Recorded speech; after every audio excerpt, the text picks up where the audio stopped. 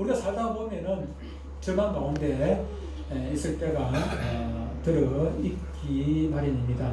어떤 때는 항상 뭐 사람이 살다 보면 뭐 좋은 일만 있는 것도 아니지 않습니까? 좋은 일도 있지만은 때로는 안 좋은 일도 있고, 때로는 그 안 좋은 일 중에서도 정말로 절망 가운데 빠질 수밖에 없는 그런 일이 있죠.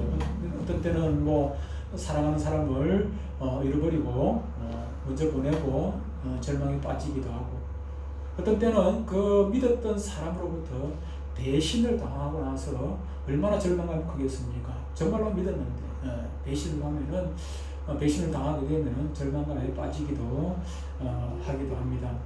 오늘 본문에 엠마오로 향하여 가는 두 제자도 지금 시리에 빠져 있습니다. 저들이 왜 시리에 빠져 있는 것입니까? 17절 말씀을 다시 한번 읽어보도록 하겠습니다.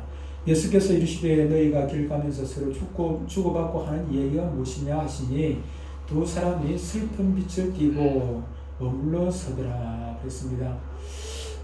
그리고 그들은 자신들에게 질문하는 이 사람이 예수께서 이르시되, 예수님께서 지금 질문했지 않습니까? 두 제자들에게 예수님께서 질문했는데 이 두 제자는 자기에게 질문하고 있는 이 사람이 예수님인 줄도 알아보지도 못하고 오히려 예수님을 향해서 지금 핀찬을 하는 것입니다.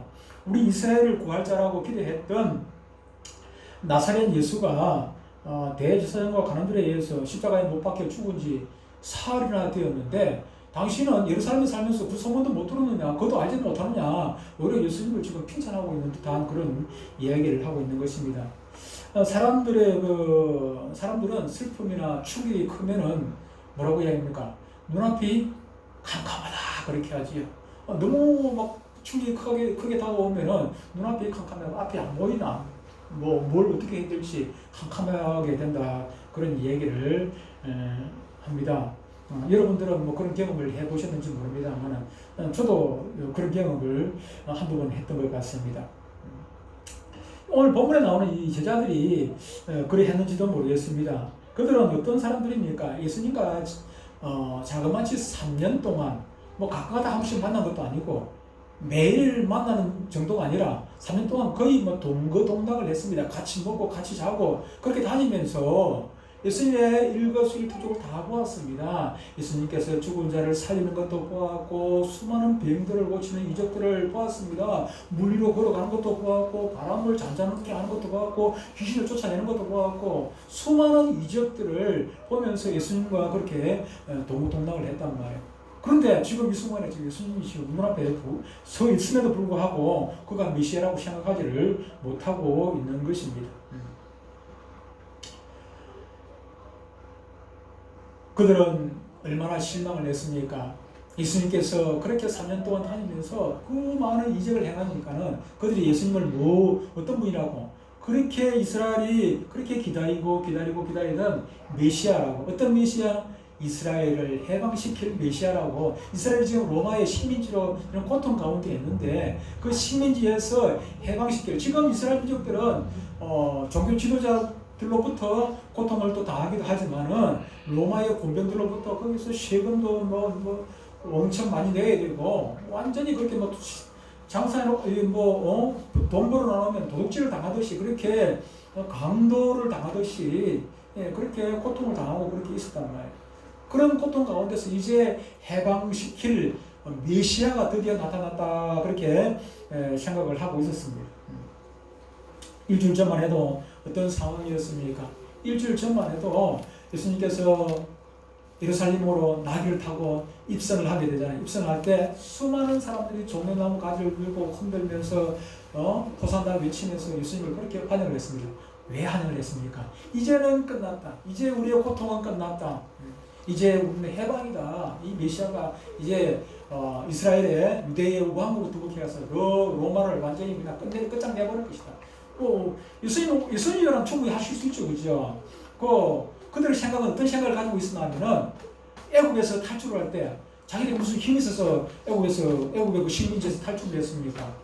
위대한 모세의 지도자 지팡이로 그냥 홍해를 가르고 모세 한마디에 그냥 축복나귀였지 않습니까? 10가지 재앙을 내렸는데 끝장냈죠. 지금도 로마의 그 힘이 얼마나 강합니까? 감히 대적할 나라가 없지요. 그럼에도 불구하고 그들의 소망은 예수님은 충분하다는 것입니다. 예수님께서 막 바람을 잠잠케 하는데, 바람이 불어오는데, 태풍이 불어오는데, 그걸 그냥 말 한마디에 그냥 막 예수님이 꾸짖으니까 잔잔해지거든. 로마 군병들 막 수백만이 그냥 몰렸다 할지라도 예수님께서 뭐 태풍을 가지고 막 아니면 장풍을 가지고 함짝 하고 그냥 날아가 버리겠죠. 그런 걸 기대를 하고 있는 것입니다. 이제는 끝장났다고 생각했습니다. 그런데 예수님께서 기대 가운데 그렇게 입성을 하셨는데 채 며칠 되지 못해가지고 힘없이 로마 군병들에게 잡혀가지고 십자가 달려 죽으셨단 말이에요. 그들에게 얼마나 실망이 컸겠습니까? 실망은 말도 할 수 없죠. 완전 반전도 그런 반전이 없는 것이죠. 그렇게 기대 가운데 있었는데 야고보나 요한 같은 경우에 예수님 왕으로 등극하시면은 저를 오른쪽에 내 동생은 왼쪽에 좀 앉게 해주십시오. 자기 좀 우정하게 왼쪽이 높은 자리가 뭐 오른쪽 우리 성경에서 오른쪽이 높은 자리입니다. 우리는 자의정이 옛날엔 자의정이 우정보다 높잖아요. 높지만 성경에서 오른쪽이 항상 높은 자리입니다. 오른쪽 왼쪽에 그냥 앉게 해달라고 요한 야고보의 어머니가 그 부탁을 하지. 우리 아들 그렇게 해달라고 부탁도 하고 어떻게 예수님께서 지금 십자가에 죽었다고 생각했으면 그런 부탁을 하겠습니까? 그런 부탁이 아니라 지금 예수님 왕으로 좀 등극할 거라고 지금 기대 가운데 있었다. 그런데 이제 뭐 절망이죠. 십자가 달면 그냥 힘도 없이 힘 한번 써보지도 못하고 그냥 죽어버리니까 얼마나 실망이 컸겠습니까? 그들의 심정은 우리가 충분히 이해가 갑니다. 그들이 낭망하는 데는, 실망하는 데는, 시리에 빠진 데는 우리가 충분히 인간적으로 이해는 합니다만, 그러나 이해하는 것으로 끝나면 아무런 의미가 없지요. 왜 그렇게 시리에 빠졌는가 하는 것입니다. 시리에 빠졌는 이유가 있는 것이죠. 첫 번째로 그들이 시리에 빠진 이유는 주님의 말씀을 잊었기 때문입니다. 주님의 말씀을 잊었기 때문에. 예수님께서는 이미 예루살렘에 올라가시기 전에 여러 차례에 걸쳐가지고 당신께서 왜 예루살렘에 올라가야 하는지, 지금 왕으로 등극하기 위해 가지고 올라가는지, 십자가 달려 죽으러 가는지 말씀을 분명히 해주셨다. 마태복음 16장 21절에 이렇게 말씀을 하고 있습니다. 마태복음 16장 21절에 이때로부터 예수 그리스도께서 자기가 예루살렘에 올라가 장로들과 대제사장들과 서기관들에게 많은 고난을 받고 죽임을 당하고 제3일에 살아나야 할 것을 제자들에게 비로소 나타내시니, 다 미리 말씀해 주셨다는 것입니다. 잡혀가지고 죽게 될 것, 죽을 뿐만 아니라 3일 만에 부활할 것까지도 미리 제자들에게 다 말씀을 다 해주셨어요. 다 해주셨습니다. 그리고 실제로 그대로 지금 이루어졌지 않습니까? 그대로 이루어졌는데 지금 제자들은 그때 주님께서 하신 말씀을 듣기는 들었대요. 근성으로 무슨 말인지 이해도 못하고 근성으로 듣고 말았대요. 잊어버렸습니다. 이것이 제자들이 아픔을 겪는 이유인과 동시에 여러분들이 실망하고 낙심하는 이유인 것입니다. 우리는 수없이 성경 말씀을 읽고 듣고 지금 신앙생활을 해왔습니다.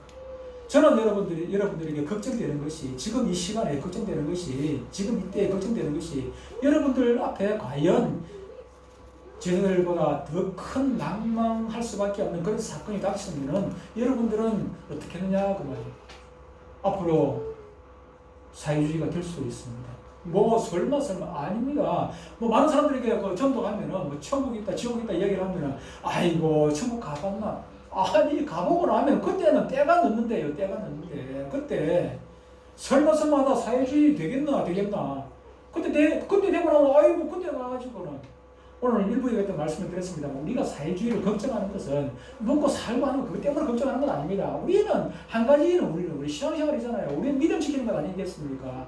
우리는 믿음 지키는데 사회주의가 좋은 것 같으면 해야지요. 당연히 받아들여야죠. 우리는 쌍수들고 환영해야 될 것입니다. 그런데 사회주의라는 것은 우리가 믿음 생활하는데 정반대이기 때문에 우리는 믿음 생활을 하지 못하도록 악한 마귀를 꽉 붙잡고 있기 때문에 우리가 사회주의를 반대하는 것 아니겠습니까? 거기 닥치시면 어떻게 할 것입니까? 내가 걱정하는 것은 사회주의가 올까봐 걱정하는 것이 아니라 사회주의가 왔을 때, 사회주의가 아니라 그보다 더 큰 어떤 환경이 여러분들 가운데 개인적으로나 공적으로 왔을 때 그때 여러분들이 과연 믿음을 지킬 수 있겠는가? 이 제자들처럼 실망에 빠져가지고 다른 제자들 보면 베드로는 다른 제자들 죽어 갈릴리 바다로 고기 잡으러 갑니다. 고기 잡으러 가요. 모든 거 다 버려두고 고기 잡으러 갑니다. 그런 상황이 올까 봐가지고 그 걱정입니다. 제가 언젠가는 죽겠죠. 제가 걱정하는 것은 우리 아들, 딸, 손자들 저주고 나면 믿음 제대로 지키고 있을까? 그거 걱정이에요. 저는 솔직하게 말씀드리면 제일 큰 걱정이 우리 아들, 딸, 우리 예인, 예찬이, 주원이 믿음 생활을 제대로 할까? 그게 제일 큰 걱정이에요. 제일 큰 걱정이에요. 세상이 믿음 생활하기 좋은 것 같으면 왜 걱정하겠습니까? 성경에는 수없이 오늘 본문 얘기가 아니고 수없이 얘기해요. 앞으로 가면 갈수록 믿음 생활 하기가 좋아집니까? 아닙니다. 믿음 생활하기 어려워집니다. 믿음 생활을 하기 어렵다고 성경은 말씀해요. 뭐라고 말씀합니까? 마지막 때에 참 믿음을 보겠느냐 말씀합니다. 참 믿음을 보겠느냐. 교회는 물론 많아질 수가 있습니다. 교회는 많아지고 목사도 많아지고 성도들이 할 수도 없지요. 교인들은 많아질 수 있습니다. 아니면은 이 땅에 5천만이 다 예수 믿을 수 있으면 교회 다닐 수 있습니다. 기독교 다닐 수도 있습니다. 그러나 교회 다닌다고 그 사람이 믿는 사람은 아닙니다. 교회 다닌다고 천국 갑니까? 제가 보기에는 제가 그런 말을 했으면 안 될 수도 있습니다만 제가 보기에는 제 생각에는 그렇습니다. 제 생각에 사람이 느낌이는데 제 느낌에는 대한민국에 1천만 성도라 했지만 기독교인이 다 하지만 그 중에 제대로 200만, 300만은 천국 가겠나 그런 생각 듭니다. 솔직하게 말씀드리면 200만, 300만, 100만이나 갈까 그런 생각 들어요. 믿음 지켜요. 앞으로 여러분들에게 어떤 환경이 생길지 모릅니다. 더 악한 세상이 될 수도 있고 아니면은 더 풍요한 세상이 될 수 있습니다. 풍족하다고 예수 잘 믿는 것도 아닙니다. 악한 세상이 됐다고 해가지고 예수 잘 믿어지는 것도 아니에요. 그런 것도 아닙니다. 여러분들은 악한 마귀는 돈으로서도 권력으로서도 어떤 환경을 통해서도 우리를 한시라도 예수 못 믿도록 자꾸 방해를 한단 말이에요. 그렇기 때문에 성경에서 수없이 말씀해놨거든. 예수 믿기 힘들다고. 여러분들 수없이 들었지 않습니까? 좁은 길이라고.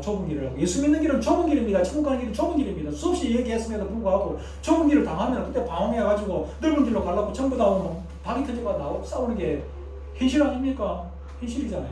왜 성경에서 수없이 좁은 길이라고 해놨는데 많은 교회 사람들이 큰 교회 가려고 넉넉하게 쉬운데 예수 믿기 쉬운 데만 자꾸 찾아가려고 애를 씁니까? 성경 말씀하고 전혀 엉뚱한 길로 간단 말이에요. 엉뚱한 길로. 말씀하고 나하고는 사는 길이 전혀 다르게 살아간단 말이에요. 예수 믿는다 하면서도. 그러니까 말씀을 듣고 근성으로 듣고 흘려버리니까는 그런 현상이 오는 것 아니겠습니까? 여러분들 신앙생활 하면서 근성으로 하지 마시기 바랍니다. 정말 하나님의 약속의 말씀을 믿고 붙잡으시기 바랍니다. 그리고 말씀대로 살겠다고 다짐하고 결심해야 되는 거 아니고 그걸 붙잡고 늘어져야 돼요.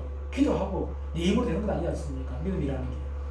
그렇지 않냐고는요 살아남을 수가 없어요. 그렇지 않냐고는 살아남을 수가 없습니다. 두 번째로 그들이 주님의 제자들이 실망한 실에 빠진 이유는 그들의 불신앙 때문에 그렇다는 것입니다. 본문 22절로 24절에 이렇게 말씀합니다.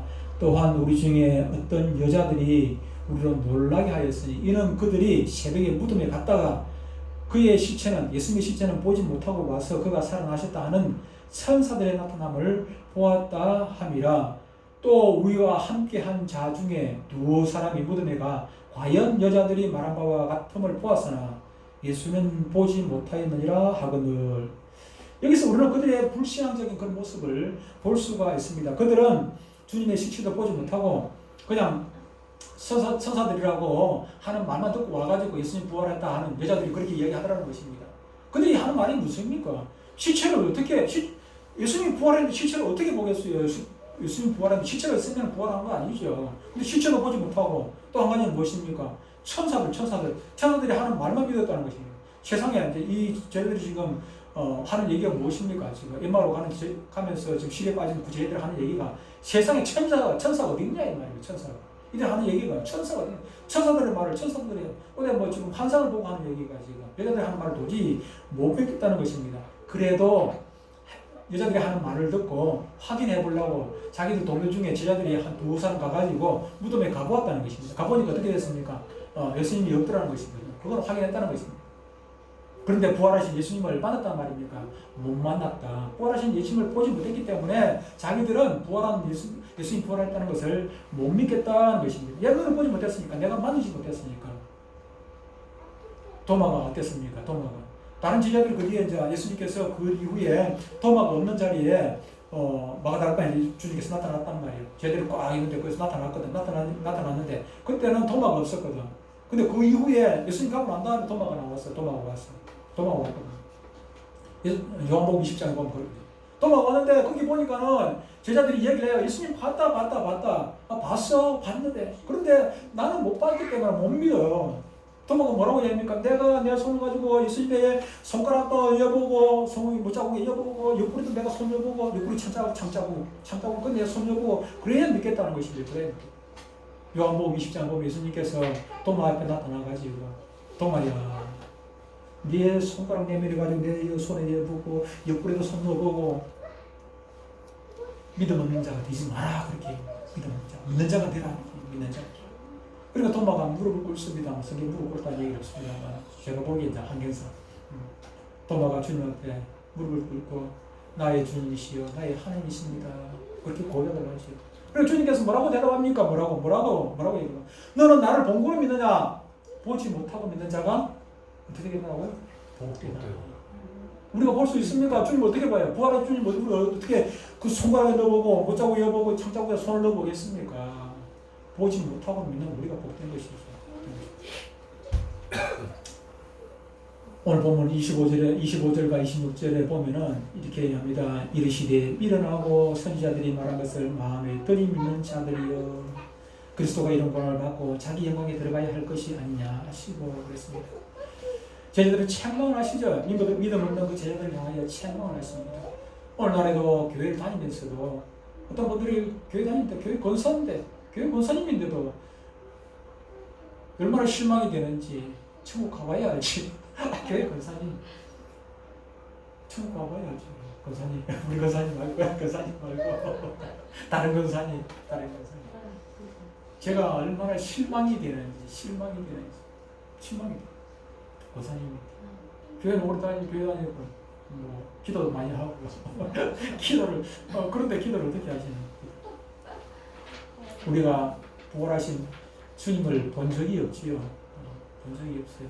그러나 부활하신 주님을 만나고 그때 믿으려 하면은 때는 늦습니다. 때는 늦어요. 많은 사람들이 저는 안 믿는 못 믿겠다 하는 사람들이 그런 얘기를 합니다.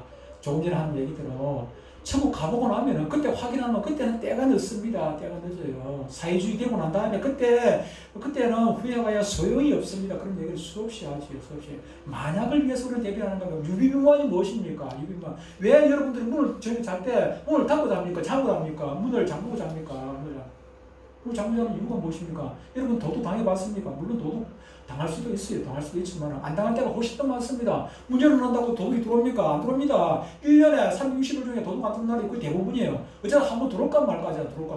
어쩌다 한번 들어올 거 그거 생각해가지고 365일 문 닫고 자는 것 아닙니까? 문 잠그고 자는 것 아닙니까? 문 잠그고 잔단 말이에요.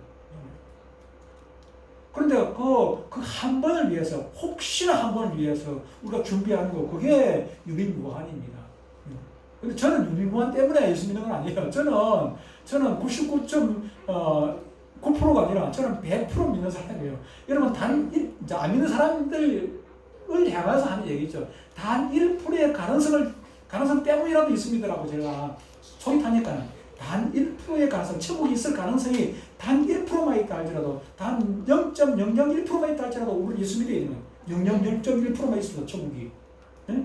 지옥이 0.00001%가 있어도 우리는 예수를 믿어야 되지 않겠습니까? 0.1% 그 때문에 없으면 그만이고 없으면 본전이고 있으면 다행이고 그런 거 아니겠습니까? 예수 안 믿는 입장에서 보면은 저는 99.9%가 아니라 100%면 저는 왜 체험을 했으니까 수없이 저는 기도하면서 말씀을 듣고 설교 준비하면서도 수없이 눈물 흘리면서 말씀을 읽고 듣고 하는 사람이에요. 그러니까 저는 100% 믿습니다만은 아직까지 체험을 못하신 분들 입장에서 보면은 단 0.001%의 그걸 위해서라도 그것 때문이라도 예수 믿어봐야 믿어봐야 본전이니까 나중에 그 현실이 다가왔을 때 그때는 후회해봐야 소용이 있기 때문에 되돌릴 수 있으면 우리 생명이 뭐 적어도 2개만 된다면 우리는 예수 안 믿어도 돼요. 믿을 필요가 없습니다. 뭐하러 믿겠습니까? 생명이 2개만 된다면 하나 잃어버리고 난 다음에 그때 예수 늦지 않는데 그러나 우리는 그래서는 안 돼요. 저 여러분들은 조금 전에 제가 이야기한 것처럼 0.1%를 위해서 믿으면 안 됩니다. 여러분들은 100% 확신을 가지고 믿어야 되겠죠. 아멘. 우리를 위해 고난을 받으시고 십자가에서 물과 피를 흘리시고 죽으신 예수 그리스도께서는 죽으시고 사흘 만에 다시 살아나셔서 저 천국에 계시는 것이 아니라 오늘 이 자리에 계시고 저 여러분들 심령 가운데 계시면서 저 여러분들의 삶 가운데 계시면서 저와 여러분들을 인도하시고 붙들어 주시고 우리와 동행하시는 분인 줄 믿습니다. 그 주님을 믿는다면은 여러분 앞에 앞으로 어떤 어려운 세상이 온다 할지라도 개인적으로든지 우리가 공적으로든지 우리 앞에 어떤 실망할 수밖에 없는 좌절할 수밖에 없는 그런 현실이 온다 할지라도 오늘 본문에 나오는 이 에마오로 가는 두 제자와 같이 그런 시비에 빠지지 말고 여러분들은 꿋꿋하게 이기시고 승리하셔서 저 천국에서 다 만날 수 있게 되기를 주님을 축복합니다. 찬양하겠습니다.